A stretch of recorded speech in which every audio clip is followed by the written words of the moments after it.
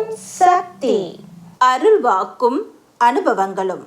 திருச்சி மாவட்டம் செந்துறை ஆதிபராசக்தி சித்தர் வார வழிபாட்டு மன்றத்தில் உறுப்பினராக இருக்கும் பெண் அவள். அந்த பெண் அன்னையின் அருள்வாக்கை கூடியவரை கடைபிடித்து வழிபாடும் தொண்டும் செய்து வந்தாள்.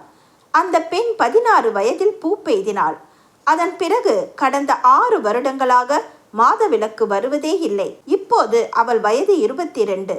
ஒரு பெண்ணின் இயல்பான நிலைக்கு மாறுபட்ட இந்த நிலை ஏற்பட்டதால் அந்த பெண் வருந்தினாள். இடையில் டாக்டரிடம் சென்று பரிசோதித்த போது இது குணமாவது கடினம் என்று சொல்லிவிட்டார்.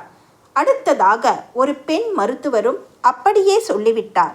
அந்த பெண்ணுக்கு தன் எதிர்காலம் குறித்த அச்சம் வந்துவிட்டது. அவள் ஓவென்று அழுது கொண்டே எங்களிடம் வந்தாள். நான் அந்த பெண்ணுக்கு ஆறுதல் கூறினேன். மருவத்தூர் பெண் மருத்துவர் தான் பெரிய பெண் மருத்துவர். அம்மா, இவர்களுக்கெல்லாம் மனித டாக்டர்கள் தான், நமக்கெல்லாம் பெரிய டாக்டர் லேடி டாக்டர் மருவத்தூரில் இருக்கிறாள். அன்னை ஆதிபராசக்தி தான் அந்த பெரிய டாக்டர். அந்த டாக்டரிடம் போய் உன் குறையை கூறு. அந்த அம்மாவின் மருந்துகளான கலச தீர்த்தத்தையும் பத்தினி தழையான வேப்பிலையையும் மருந்தாக சாப்பிட்டு கொண்டு வா. வேறு டாக்டர்கள் தரும் மருந்து எதையும் சாப்பிட வேண்டாம். மருத்துவர் ஃபீஸுக்கு பதிலாக அன்னைக்கு தொண்டு செய்து நம்பிக்கையுடன் வழிபாடு செய் என்று சொல்லி அனுப்பினேன். நான் உடல் நலமின்றி கை கால் முறிவு ஏற்பட்டு படுக்கையில் இருந்தபோது ஒரு வேண்டுதல் பாடலை படுக்கையில் இருந்து கொண்டே தினசரி பாடுவது வழக்கம். என்னுடைய முறிந்து போன கை கால் அன்னையின் கருணையால் எவ்வித ஊனமும் இல்லாமல் பூரண குணம் அடைந்து விட்டது. அது பற்றி சக்தி ஒளிக்கும் எழுதி அனுப்பினேன். சக்தி ஒளியிலும் வந்தது. அந்த பெண்ணிற்கு நான் ஆறுதல் கூறி அனுப்பிய 3வது நாள் இரவு அம்மா என் கனவில் தோன்றி, மகளே, நீ உன்னுடைய கை கால் குணமடைய வேண்டுதல் பாடல் பாடினாய். அதே போல அந்த பெண்ணும் என் மகள்தான், நமது மன்றத்து பிள்ளைதான். அந்த மகளுக்காக நீ ஏன் வேண்டுதல் பாடல் பாடவில்லை? நான் கொடுக்கும் அருள் உனக்கு மட்டும் சொந்தம் அல்ல, மற்றவர்க்கும் அது பயன்பட வேண்டும் என்று கூறி எனக்கிருந்த சுயநல எண்ணத்தை சுட்டி காட்டினாள்.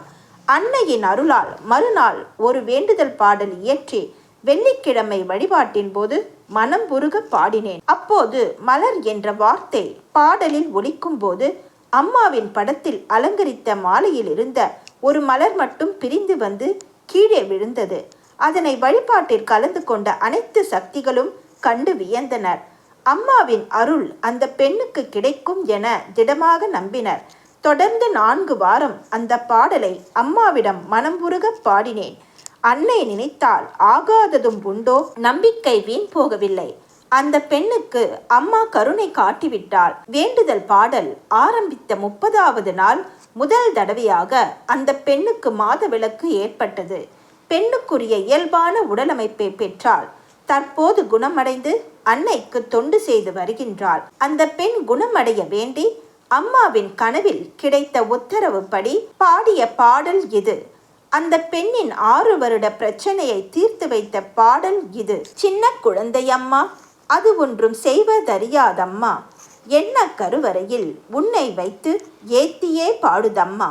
பருவ குழந்தையம்மா, அது இன்று பச்சை குழந்தையம்மா, எரியும் நெருப்பருகில் நின்று கொண்டு ஏங்கி தவிக்குதம்மா.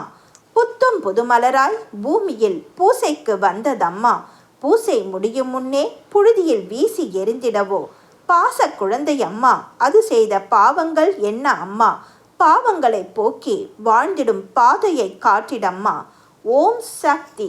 ஆன்மீக துறையில் நடந்து போன பழங்கதைகளையே பேசிக்கொண்டிருக்காதே. இங்கே நடைபெற்று கொண்டிருக்கிற நான் நடத்தி வருகிற புதுமைகளை உலகத்திற்கு எடுத்துச் சொல். அவற்றையே அடிக்கடி நினைத்து பழகு. அன்னையின் அருள்வாக்கு. Please share and subscribe. Om Sakthi.